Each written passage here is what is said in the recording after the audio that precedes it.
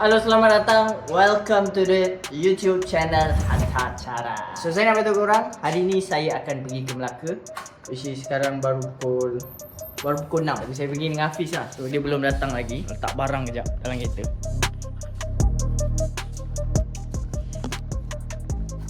Okay, sementara kita menunggu Hafiz. Allahu Akbar. Terlanggar pula. Sementara kita tunggu Hafiz, kita letak dulu barang, setting. Okay, hari ni saya berjimat sikit, iaitu tak perlu nak bawa kereta saya, tak perlu nak isi minyak, tak perlu nak charge bateri. Kita nak kena tunggu Hafiz lah. Dia kata lagi 5 minit. Tak tahu Hafiz punya 5 minit ni betul ke tak betul guys. Sekarang pukul 6.02 minit Saya beritahu korang, so misi saya nak pergi jumpa cikgu fishing ni, nak korek serba sedikit. Apa rahsia dia yang boleh gain rowing sampai juta-juta tau. Saya nak beritahu korang, so, tengoklah untuk misi yang pertama ni. Hopefully berjalan lancar lah. Tapi memang akan berjalan lancar pun, melainkan ada benda yang tak dapat dielakkan lah. Betul tak? An eternity later. Itu dia kedatangan Al-Hafiz. Dia ramai.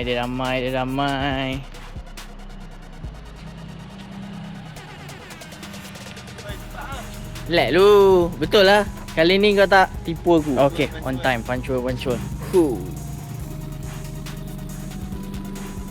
Confirm kereta sewa. Kereta sewa ke apa bis?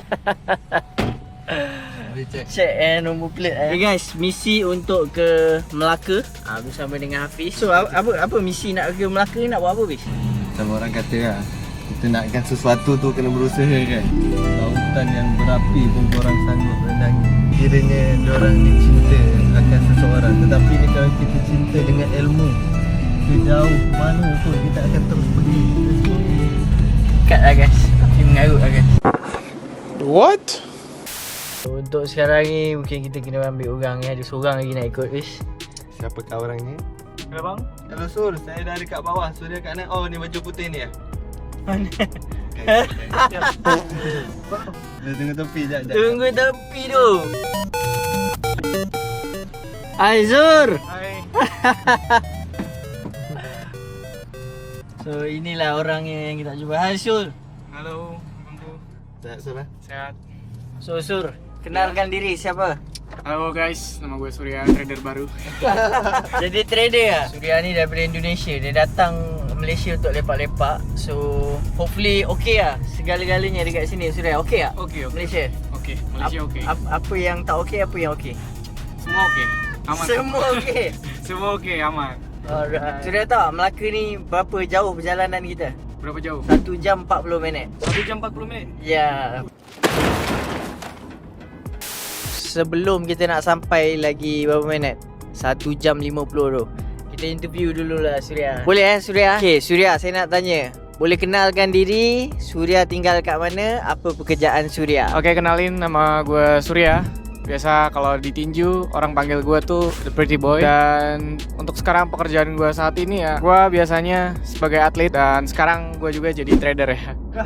Jujur terus. So sudah berapa lama trade Surya? Sebenarnya Surya lebih dulu trading dari 2018 di saham, terus ke kripto di 2020, dan kalau forex itu baru dimulai tahun 2021 kalau nggak salah. Sekitar begitulah. So maksudnya pada awalnya saham, kripto, forex. So dia pegang tiga pukulan dia pegang. So fight terbaru lah Surya. Fight terbaru untuk 2026 ni bila? Dan dekat mana? Dengan siapa? Fight terdekat di tahun 2026 ini ada di bulan Agustus di Jakarta, dan lawannya sampai sekarang belum dikasih tahu. Jadi ya buat nonton yang mau nyaksiin, tunggu 16 Agustus Jakarta. Okey, kita tunggu 16. Maksudnya dah dekat ni. Julai, Ogos, bulan setengah. So datang Hafiz. Jom kita datang.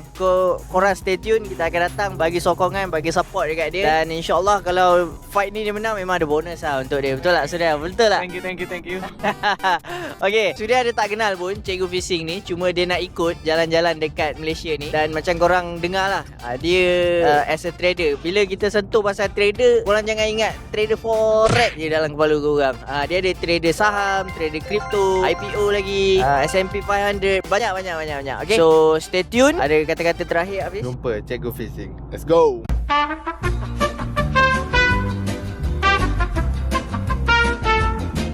Okay guys, Setelah sekian lama berjam-jam dalam kereta, akhirnya sampai sudah.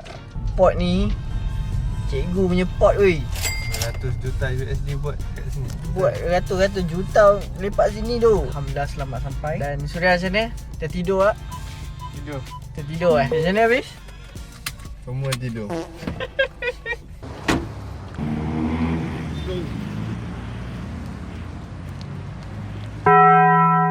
Okay guys, salah location guys. Salah location. Ini bukan pot dia. Sebab ada call tadi, dia cakap dah nak sampai. Location yang sebenar. Another 12 minutes. Datang sini? Serius lah? Jangan kau. Okay, aku tunggu sini lah. Tak jauh tu 10 minit ni. Dia tunggu situ. Kita yang kena gerak oi. Macam mana sekejap? Makan saja. Datang dan makan saja. A few moments later. Sampai sudah. Oi, hujan oi. Itulah Fatimin yang sebenarnya. The real Fatimin.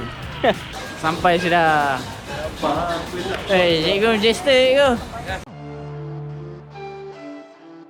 Pertama sekali, korang kena belajar cari 3 benda ni. Pertama, kau kena cari orang yang ada ilmu tentang trading, technical atau fundamental. Kedua, kau kena belajar macam mana menguruskan duit. Risk management, money management, trade management. Dia ada 3 item ni, bukan lain. Itu saya dah belajar. Okay, risk management, money management, trade management. Ulang sekali. 3M. Yang ketiga, yang akhir sekali, ini psikologi, mindset. Ini kalau nak belajar untuk orang baru belajar, ini paling hasil sebab ini punya mastermind. Kalau kau dapat kuasai the right mindset, plus disiplin yang betul, any environment market pun insyaAllah kau boleh capture. Boleh sustain lah. Understanding the game. Understanding the game dia ada 3 phase. Price, pattern, time. Okay, yang ni orang yang dah lama trading, yang tengah trading, yang dah masuk involved dalam trading, ini kau kena complete kan phase ni. Price, pattern, time. Yeah, understanding the game. Ini dia punya key. So kalau kau mastering 3 phase ni, baru pula kau semak kau punya risk. Risk ni kau kena belajar macam mana nak buat risk modeling. Risk modeling ni kena belajar lah. Dan kena respect. Belajar, respect. Trade ni, kalau tanya orang yang dah trade, dia ada punya problem dia senang je. Kau kena tahu benda yang kau boleh kawal dan kau kena tahu juga benda yang kau tak boleh kawal. Dia simple trade. Kau tahu benda yang kau boleh kawal, benda yang tak boleh kawal, jadi kerja kau mudah. Jangan kawal benda yang kau tak boleh nak kawal. Ini jadi gila. Contoh cikgu. Okay, benda tak boleh kawal senang je ni. News, PMI ke, CPI ke, NFP ke, rate ke, okay, GDP ke. News ni benda engkau tak boleh kawal dia punya volume, liquidity. Betul. So, macam mana kau nak tahu benda ni yang boleh kawal, risk kau lah dengan kau punya plan, mapping kau. So, bila salah satu direction kau masuk semata trade news, benda yang tak boleh kawal ni, dia against dengan analyze kau. Engkau memang kena reda dan respect risk yang kau plan. Jangan ada harapan. Trader ni, walaupun kita cakap dia dah baru ke, dia lama ke, harapan ni memang ada. Harapan ni memang ada. Cuma kontrol harapan ni, hope ni kita tak boleh terlampau besar. Kita ada harapan tapi less. Dan trading ni kau percaya pada age. So age ni apa? Age ni dia adalah probability advantage. Di mana setiap trading yang kau masuk, dia ada betul, ada salah. Kalau korang tanya aku, paling aku takut pasal euphoria. Euphoria ni paling trader takut dah. Okay, nak tahu apa euphoria ni? Dia adalah fasa di mana trader ni dia winning dalam satu amount yang besar atau consecutive win yang lama. Ini fasa yang boleh menyebabkan dia ada time bomb. Okay, time bomb ni pula kalau kau tanya aku, semua orang ada. So nak reduce time bomb, kita kena rest. Time bomb ni kan ada, tapi nak reduce time bomb, kita kena rest. Kalau kau still in game, kan kita faham understanding dia still in game, time bomb ni anytime boleh meletup.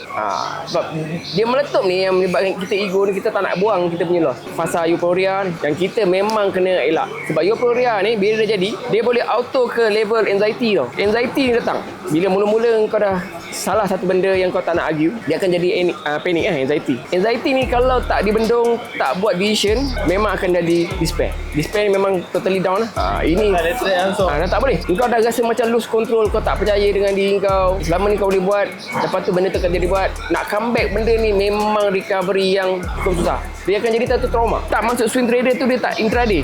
Dia intraday. Tapi mostly position dia adalah pada position swing. Bermaksud kalau kau trade intraday, kau mesti kena sulam swing position. Rahsia dia adalah kau mesti sulam swing position. Sebab setup swing ni dia tak perlukan risk yang besar untuk kau masuk. Kau faham tak? Dia tak perlukan risk yang besar, tapi direction dia clear, jelas, beli masa. Bila kau beli masa, maknanya kau masuk risk yang biasa, moderate. Bukan masuk kau tunggu je. Tengok masa yang macam tu baru boleh bagi 1,000 pin. Ya. Tapi bila kau hustle, kau nak, yang ni yang banyak hilang. Sebab kau risk exposure kau besar. Sometimes ada orang dia memang skill dia dekat IB. Sometimes ada orang ni passion dia memang dekat trade. Kita takkan nampak. Sometimes ada orang tu dia balance. Kadang-kadang bulan ni dia mau pada IB side income. Ada orang mau pada trade income. Depend. Tapi bagi aku kalau dalam industri ni, kalau tak buat IB, dia agak bodoh sikit. Faham? Kalau tak buat IB ni dia agak bodoh. Kenapa aku cakap dia agak bodoh? Sebab industri kau sama. Kau salam benda yang sama. Jangan tak tipu. Ajar benda betul. Sebab education ni, best education ni, kau dah clearkan dia orang pasal risk. Dan kau educate benda tu. Kau jangan tak educate. Kau educate benda tu. Dia tak ada yang guarantee capital pun. Dan tak ada yang pasti pun dalam trading. Kalau tanya aku, tak ada yang pasti. Dia bila aku cakap kau, bila satu level kau dah nampak trade is boring, kau faham lah kenapa. Trade is boring ni, dia memang kau cari duit ni nak hidup Betul. Dia bukan pasal apa, sebab trading ni kerja. Lepas tu trading ni stress level tinggi tau. Orang nampak kita macam tak buat kerja, tapi kita punya damage bukan kat fizikal tau, kat otak tau. Boleh jadi gila tau. Damage tu paling kita takut.